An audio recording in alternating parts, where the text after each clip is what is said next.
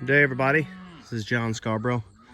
Cows are a little mad at me today. I'm doing some mob grazing here. As a lot of y'all know, I don't mob graze every day. We'd love to get our system to where we could mob graze, at least once a day. I really believe that we would see a big change if we could do that.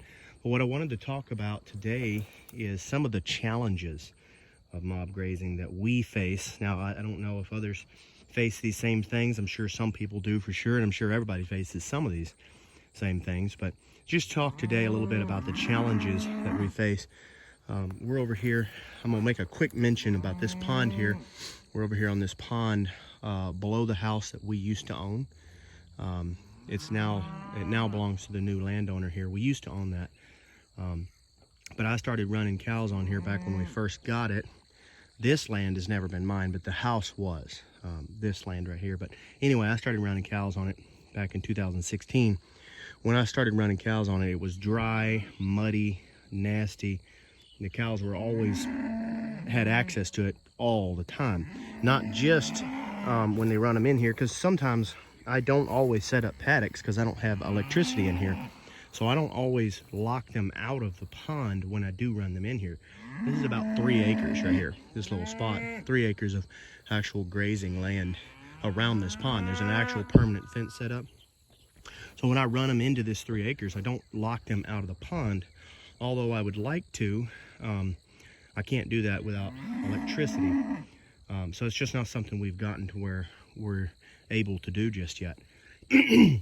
Some of our ponds we do, but what I wanted to say real quick is that this pond has gotten significantly healthier, even with the cows being able to get in here. And the reason is this is only, like I said, 3 acres of grazing land, so they still don't stay in this whole area very long. And you got to remember, in nature, cows did actually get, even though I do like the approach of keeping the cows completely out of the ponds, in nature, cows did get in and out of the ponds as they went through as they went through there. So it's not like you're making it, it's not like you're breaking nature completely. The biggest reason why a lot of these grazers will knock them out of their ponds is because they'll save them a lot of money on the health of the ponds. And I agree with that completely. But anyway, so the main thing is about the natural sequences that cows, they would get into the ponds, but they didn't stay in them very long. And then they would move to the next pasture or somewhere else, and they were not back in that pond for a long time. So that's the biggest thing, is that I've found that if you do have a pond and they do get in it, or a little creek or something like that, just make sure they don't stay there very long. If they stay there for a couple days, several days, well, now all of a sudden, now you are doing something that's not, within nature.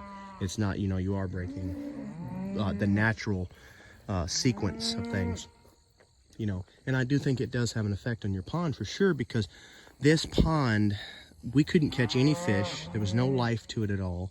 It was very brown and murky and just nasty looking. It looked absolutely awful. But now there's fish. There's several catfish in here. There's white perch, several different fish that, we've been able to put them in here, and they've actually survived. Before, there was nothing that could live in here very easy at all. It was just a mud pit is all it was.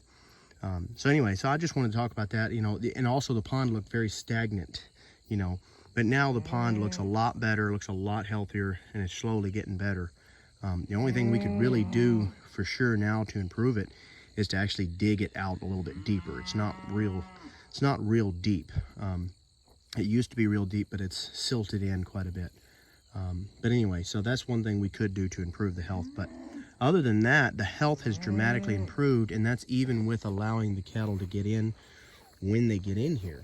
The key to that was just making sure that they never stayed in it for very long.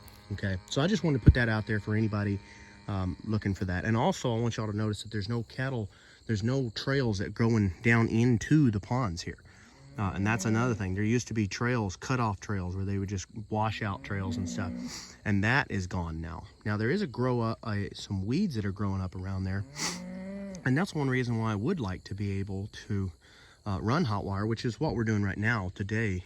I'd like to be able to do that all the time, because that would help get the cattle right up to the edge and knock down some of that weed pressure and clean up the edges good.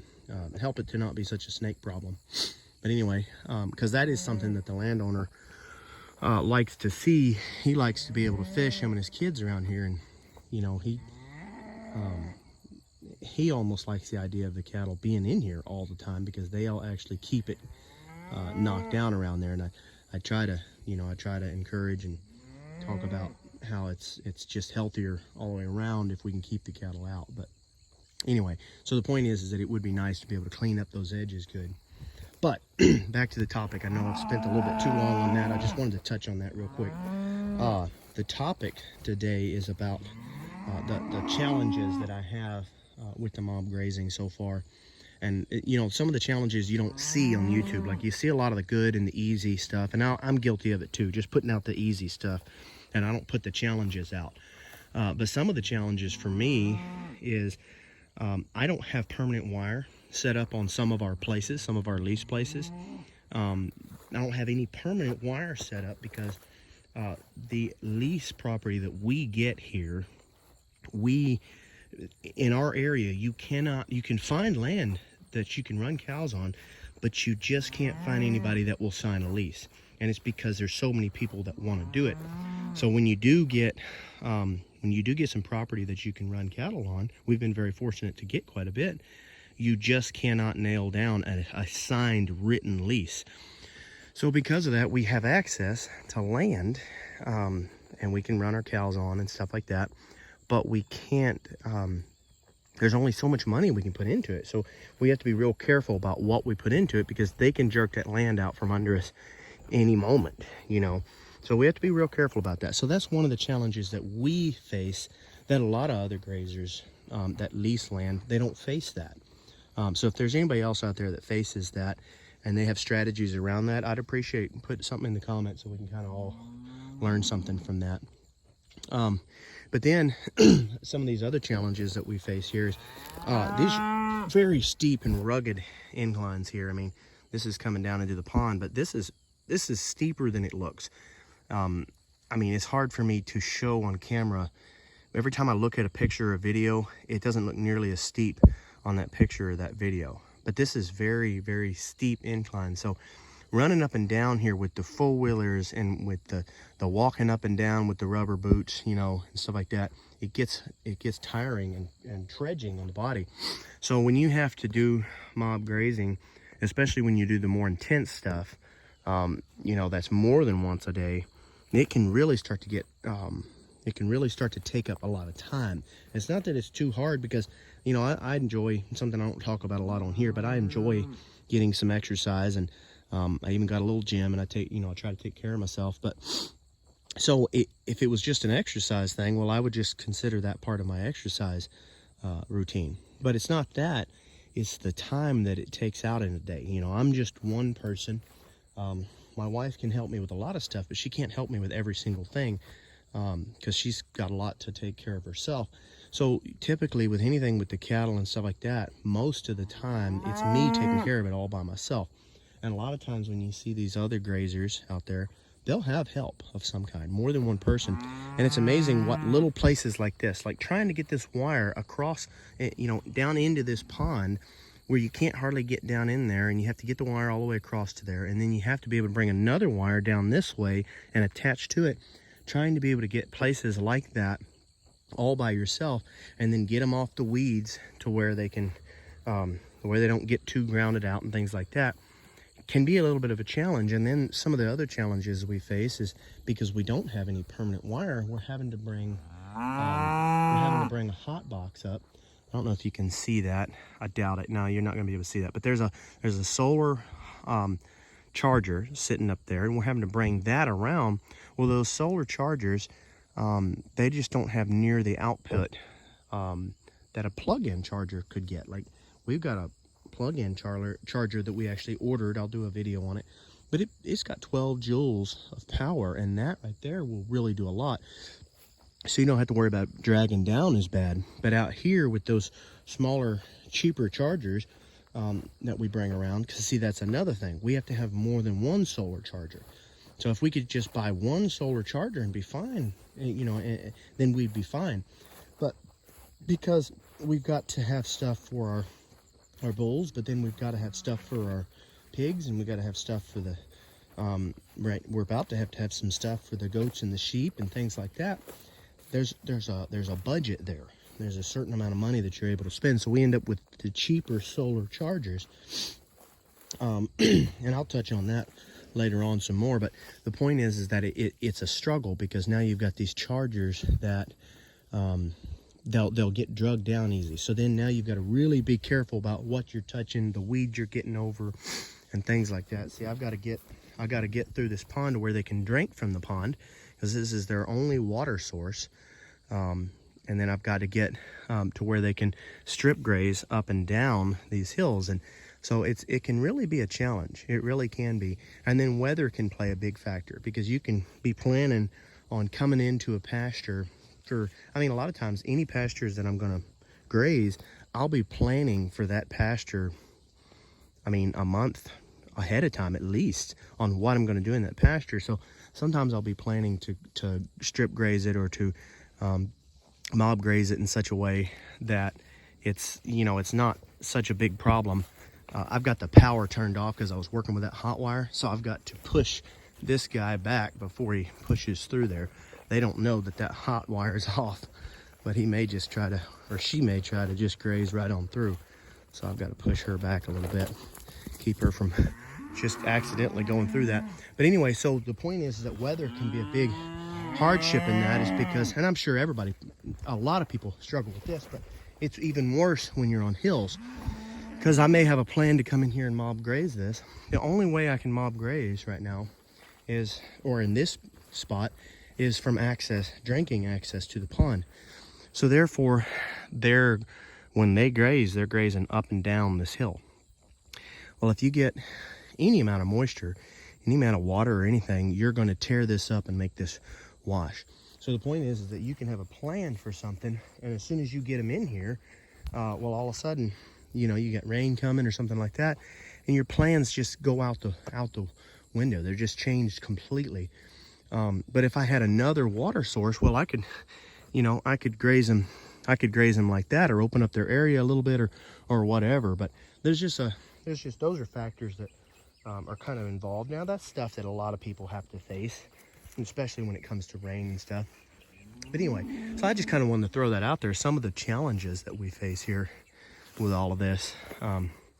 Anyway, yeah, just kind of put that out there. There's several other challenges that we have to face. You know, the biggest thing is just grazing, you know, doing it by yourself. And those are factors that a lot of people don't talk about. They tell you that, you'll hear this on a lot of videos, that it's worth doing it and all like that. Doesn't matter how big or small you are, you can always scale it up or down no matter what. You know, what they don't tell you is the profitability side of things, okay?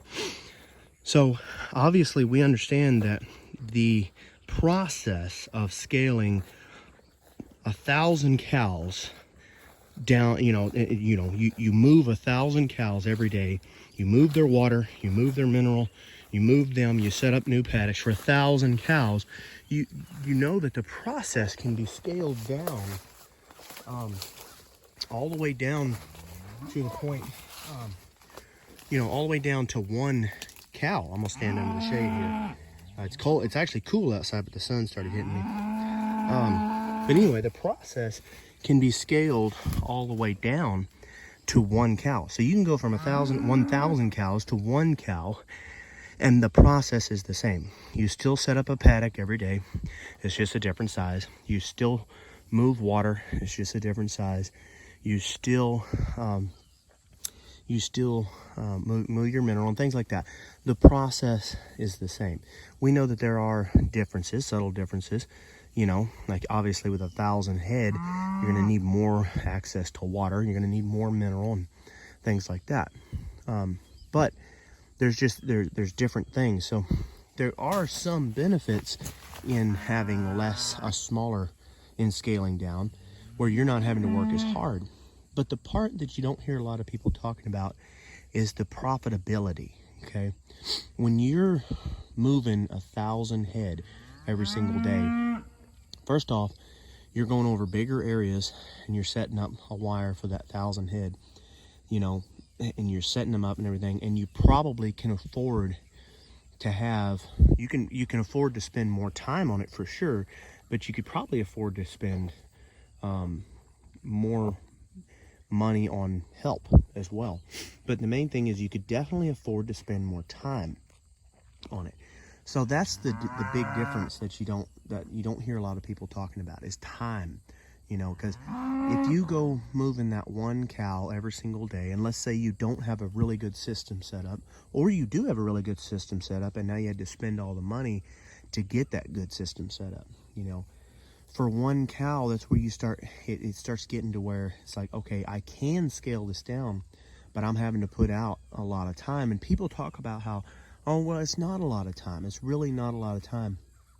Maybe it's not in some cases, but in my experience, it is a decent amount of time. There is definitely that time factor. I've tried to take it out. In some instances, it's not a problem. You know, I can get out there, you know, but it's going to take me an hour, you know, by myself. But in a lot of places, it can take more than that, and that's because of the factor of having to climb up and down these hills and stuff. So for me, those are different factors I have to factor in, that I'm having to put out more time into this. So not that it's not justifiable, but the point is that I have to be able to make a living, and your time does matter. That is the biggest problem that you hear that farmers run into, that they say that their time doesn't matter. They say that, you know, like they talk like that. And to some degree, you have to think that way, especially in the beginning. But you can't think that way 100% of the time, because guess what? You need money. You need money. Let's just say for a minute that you need money every week, okay? Technically, you need money every day, technically, if you really want to put it like that. But so let's just say that. You need money every day, okay? Well, to get that money every day, you've got to gain a certain amount of income. You got to trade a certain amount of time for a certain amount of income in that day, okay? So eventually, you know, you've only got 24 hours in a day. So yes, your time does matter, no matter how you slice it, okay? So the point is that if you put hours and hours into a small group of cows, it could be that you're putting more time than you can technically afford into that amount of cows. Now, when you've got 1,000 head, all of a sudden you're making such a large income off of them, you can afford to invest that amount of time. So that's just something that I just thought I'd throw that out there, a little video that does show some of the negative sides of that. Obviously, I'm not against it, because I've been using it strategically in places, and I love the benefits of it. And I'm still trying, I just said earlier in the video, I'm still trying to get to daily moves. So obviously, I'm not against it. So I want everybody to realize that right off the bat, is that I'm not dissing it or talking down on it or trying to advise anyone against it. I think it's a great process, and I think it's something we could all benefit from moving towards. But I did think that it was worth putting a video out there showing the actual negative sides of it, showing some of the downsides or the hard sides that people don't always put out there. So I just figured I'd put that out there, kind of let people see some of the struggles that you may face, especially at first. You know, as you gain more income, you can do more things, and you can eventually get better and better. But anyway, so just thought I'd throw that out there. I do hope that is helpful to somebody. Don't forget to like and subscribe.